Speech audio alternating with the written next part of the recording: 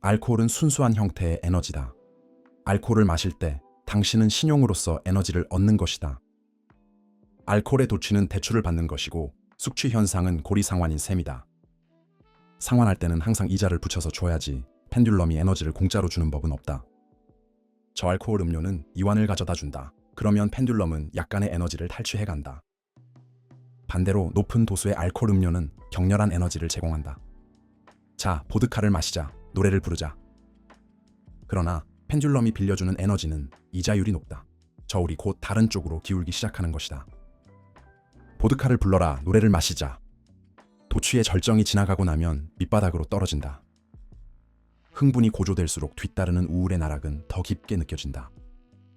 대부분의 숙취는 신체기관의 생리적 부담이 가해지기 때문이 아니라 술 마시는 시간 동안 펜듈럼이 인간의 자유에너지를 사정없이 수탈해가기 때문에 생기는 것이다.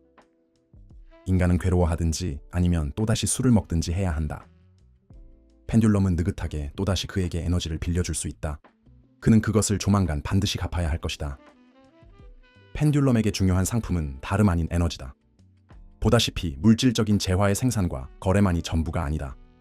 무엇보다도 에너지를 사고 파는 것이다. 그리고 이 모든 에너지 시장은 펜듈럼에 의해 통제된다. 바텐더로부터는 술값을 안 내고 도망갈 수 있어도 펜듈럼에게서는 도망칠 수가 없다. 채무가 커질수록 되갚음은 점점 더 무자비해질 것이다. 이런 상황에서 채무자의 자유 에너지는 전적으로 펜듈럼의 소나기에 놓여 있다. 펜듈럼은 조건을 제시한다. 대출을 더 받을 것인가? 아니면 계속 고통받을 것인가? 인간의 의지가 바로 자유 에너지인 만큼 그는 약하고 우유부단해진다. 이것이 알코올 중독의 주된 원인이다. 그가 술을 더 마시면 다시 에너지를 대출받는다.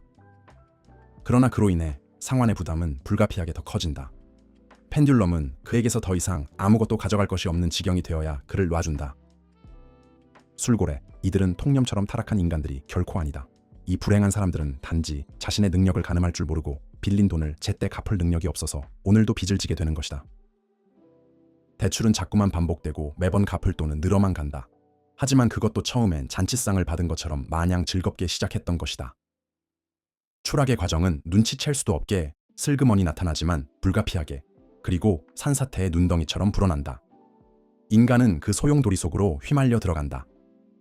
강렬하고 에너지 소모가 많은 경험과 관계된 모든 것은 해로운 치우침이다. 그리고 그 모두는 펜듈럼이 빌려주는 것이다. 왜 해롭다는 것일까?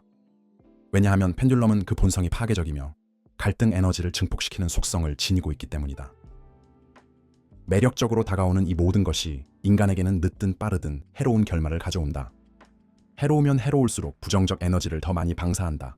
긍정적인 에너지는 결코 그처럼 방대한 양으로 방출되지 않는 법이다. 펜듈럼이 에너지를 가장 많이 짜내는 기회는 마약 중독의 경우다. 뒤따라오는 우울의 나락에 비하면 그 짧은 순간의 황홀은 사실 아무것도 아니다.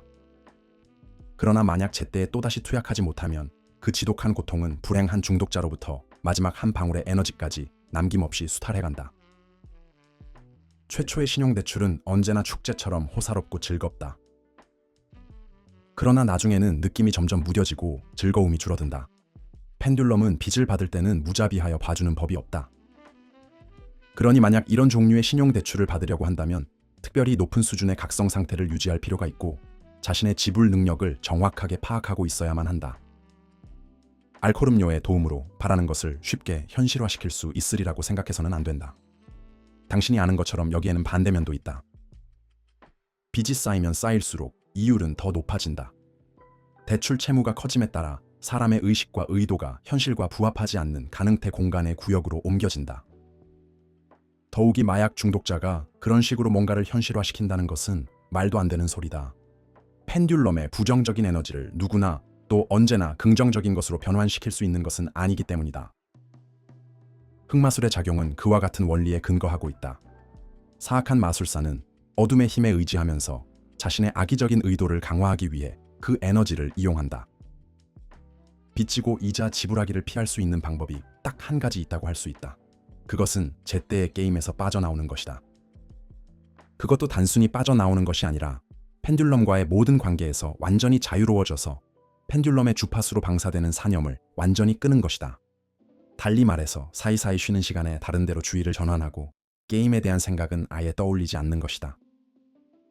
펜듈럼과 함께 흔들리기를 멈춘 다음에야 비로소 유도전이의 갈고리에서 벗어날 수 있다. 그렇게 관계를 완전히 끊은 다음에는 새로운 게임을 시작할 수 있는 것이다.